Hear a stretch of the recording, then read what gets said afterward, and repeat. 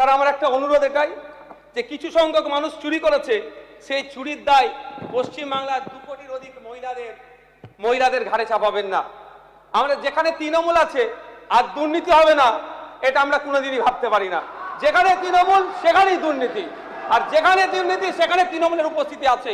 কিন্তু তারা লক্ষ্মীর ভান্ডারে দুর্নীতি করেছে বলে এমন জটিল ফর্ম তৈরি করে, বিশেষ করে গ্রামীণ আর নিরক্ষর মহিলাদেরকে ফর্ম ফিল আপের জটিলতার দিকে ফেলবেন না। আমি অনুরোধ করব মাননীয় অর্থমন্ত্রীর কাছে, বুথ স্তরে, পঞ্চায়েত স্তরে, ওয়ার্ড স্তরে সরকারি কর্মচারীদেরকে দিয়ে ভেরিফিকেশন করে দ্রুততার সাথে এই অন্নপূর্ণা ভান্ডারের তাদের যাতে প্রকল্পের মধ্যে আসে তার ব্যবস্থা করা হোক। হ্যাঁ, এই নির্দেশনা দিক সরকারের পক্ষ থেকে। যারা ভেরিফিকেশন করার দায়িত্ব নেবে তাদের এন্ড থেকে যদি কোনো গোলযোগ হয় তার রেসপন্সিবিলিটি তারা নেবে। তাহলে দেখলে দেখা যাবে একটাও ভুল ভেরিফিকেশন হবে না। ধন্যবাদ স্পিকার স্যার। 2026-27 অর্থবর্ষের উপরে বাজেটের উপরে আমার আলোচনার সুযোগ দেওয়া।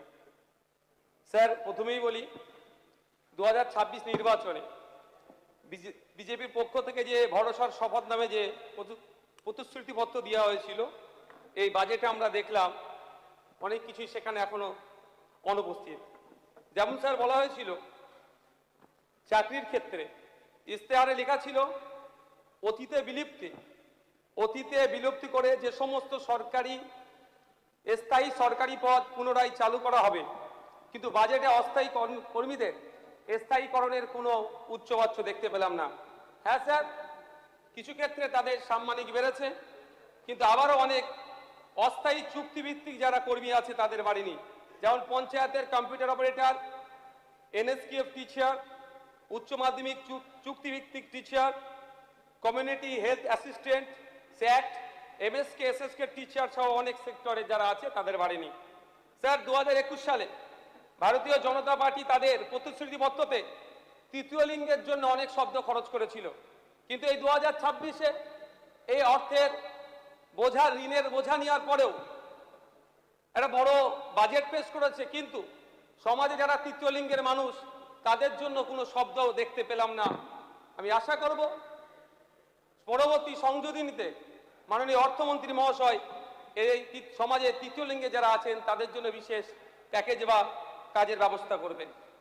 স্যার বাজেটে চাকরির কথা বলা হচ্ছে, যেখানে বাজেটে সরকারি চাকরির ক্ষেত্রে 1 লক্ষ চাকরির প্রদানের ব্যবস্থা করা হচ্ছে। সেখানে আমি একটি কথা বলবো যে যদি আমরা প্রাইমারি স্কুলে গড়ে একজন করে টিচার দিই, 49,000 টিচার লাগবে। শুধু প্রাইমারি নয়, আপার প্রাইমারি থেকে শুরু করে উচ্চশিক্ষা পর্যন্ত পশ্চিমবঙ্গের বিগত সরকার যেভাবে চাকরিতে নিয়োগ না করে শিক্ষা প্রতিষ্ঠানগুলোকে ধ্বংস করেছিল, সেখানে শুধুমাত্র ওই 1 লক্ষ টিচার দিয়ে 1 লক্ষ চাকরির ব্যবস্থা করে এই সরকারি প্রতিষ্ঠানগুলোকে সচল করা যায় না। স্যার 20,000 পুলিশে নিয়োগের কথা বলা হয়েছে।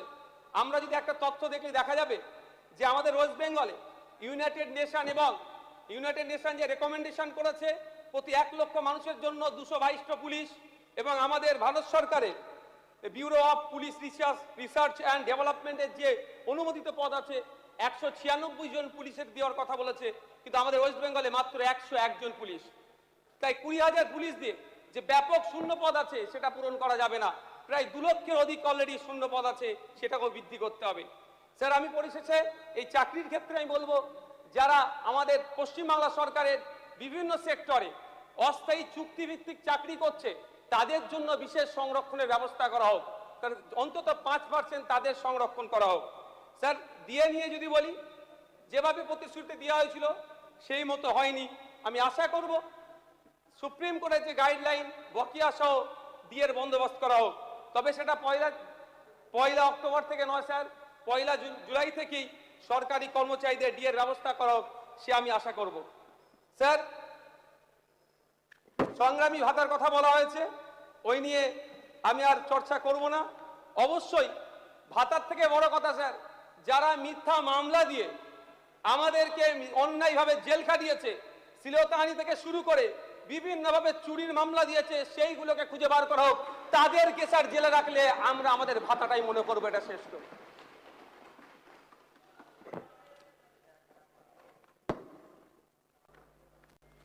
স্যার আমার একটা অনুরোধ এটাই যে কিছু সংখ্যক মানুষ চুরি করেছে, সেই চুরির দায় পশ্চিমবাংলার 2 কোটির অধিক মহিলাদের ঘাড়ে চাপাবেন না। আমরা যেখানে তৃণমূল আছে আর দুর্নীতি হবে না, এটা আমরা কোনোদিনই ভাবতে পারি না। যেখানে তৃণমূল সেখানেই দুর্নীতি, আর যেখানে দুর্নীতি সেখানে তৃণমূলের উপস্থিতি আছে। কিন্তু তারা লক্ষ্মীর ভান্ডারে দুর্নীতি করেছে বলে এমন জটিল ফর্ম তৈরি করে, বিশেষ করে গ্রামীণ আর নিরক্ষর মহিলাদেরকে ফর্ম ফিল আপের জটিলতার দিকে ফেলবেন না। আমি অনুরোধ করব মাননীয় অর্থমন্ত্রীর কাছে, বুথ স্তরে, পঞ্চায়েত স্তরে, ওয়ার্ড স্তরে সরকারি কর্মচারীদেরকে দিয়ে ভেরিফিকেশন করে দ্রুততার সাথে এই অন্নপূর্ণা ভান্ডারের তাদের যাতে প্রকল্পের মধ্যে আসে তার ব্যবস্থা করা হোক। হ্যাঁ, এই নির্দেশনা দিক সরকারের পক্ষ থেকে। যারা ভেরিফিকেশন করার দায়িত্ব নেবে তাদের এন্ড থেকে যদি কোনো গোলযোগ হয় তার রেসপন্সিবিলিটি তারা নেবে। তাহলে দেখলে দেখা যাবে একটাও ভুল ভেরিফিকেশন হবে না। যেখানে আপনার জিরো টলারেন্সের কথা বলছেন, দায়িত্ব তাদের হাতে তুলে দেন, তাদের কাছ থেকে দায়িত্ব আপনারা বুঝে দেবেন।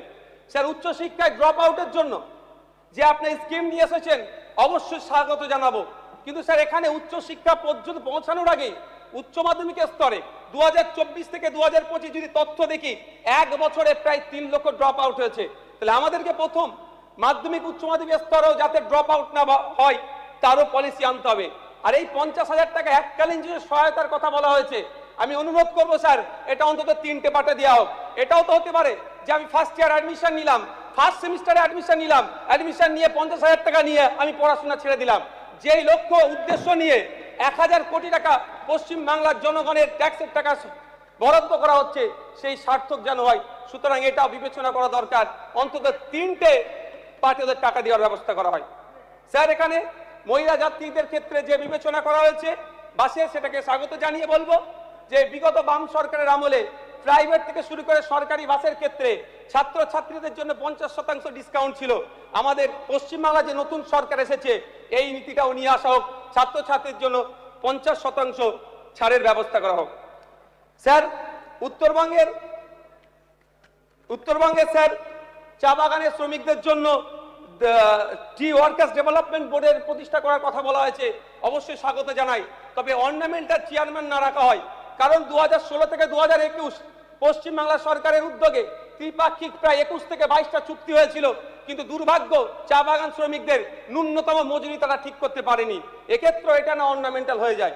স্যার, আদিবাসী উন্নয়নের জন্য বিশেষ করে শিক্ষার দিকে যে ট্রাইবাল ইউনিভার্সিটির কথা বলা আছে, অবশ্যই এটাকে বিরোধিতার কোনো জায়গা নাই, কিন্তু একটা ইউনিভার্সিটি দিয়ে একটা গোটা সমাজকে শিক্ষা এগিয়ে নিয়ে যাবে আমি বিশ্বাস করি না। দেখুন, আলিয়া ইউনিভার্সিটি আছে মুসলিম সমাজের জন্য, মাইনরিটি ডিপার্টমেন্ট থেকে পরিচালিত, অবশ্য সব সমাজের ছেলে মেয়েরা পড়াশোনা করে, কিন্তু ওতে দিয়ে কি মুসলিম সম্প্রদায়ের শিক্ষকতার হার বেড়েছে না পিছিয়ে গেছে, তথ্য দেখলে দেখা যাবে। কিন্তু স্যার বলবো, এই ট্রাইবাল ইউনিভার্সিটির সাথে সাথে সাঁওতালি মাধ্যম যে শিক্ষা প্রতিষ্ঠানগুলো অলরেডি আছে, পর্যাপ্ত পরিমাণে শিক্ষা নাই, শিক্ষার পরিকাঠামো নাই, সেগুলো ফিরিয়ে নিয়ে আসতে হবে। বিগত সরকারের 3 বছরে এসটি এসসি সমাজের জন্য কোনো হোস্টেল তৈরি করেনি, নতুন হোস্টেল তৈরি করতে হবে। বিগত দিনে এসটি এসসি সমাজের ছেলে মেয়েদের জন্য যে হোস্টেলগুলো আছে সেগুলো অলরেডি যেগুলো বন্ধ আছে, পুনরায় সেগুলো চালু করতে হবে। শুধু তাই নয় sir, Calcutta university, Jadavpur university, Presidency university, Rabindranath university সহ কলকাতা লাগোয়া যে ইউনিভার্সিটিগুলো আছে, প্রত্যেকটা ইউনিভার্সিটিতে সাঁওতালি ডিপার্টমেন্ট খুলতে হবে। তাহলেই প্রকৃতপক্ষে জানবো আমরা এসটি সমাজের মানুষ উপকৃত হবে। স্যার, শুধু তাই নয়, পশ্চিম বাংলায় আমি আগেই বললাম যেখানে তৃণমূল সেখানেই দুর্নীতি, আর যেখানে দুর্নীতি সেখানেই তৃণমূল। স্যার, 80 লক্ষ আদিবাসী আছে, 1.5 কোটি ফেক এসটি সার্টিফিকেট প্রোভাইড হয়েছে। ওই 70 থেকে 80 লক্ষ ফেক এসটি সার্টিফিকেট বাতিলের জন্য কমিশন তৈরি করতে হবে।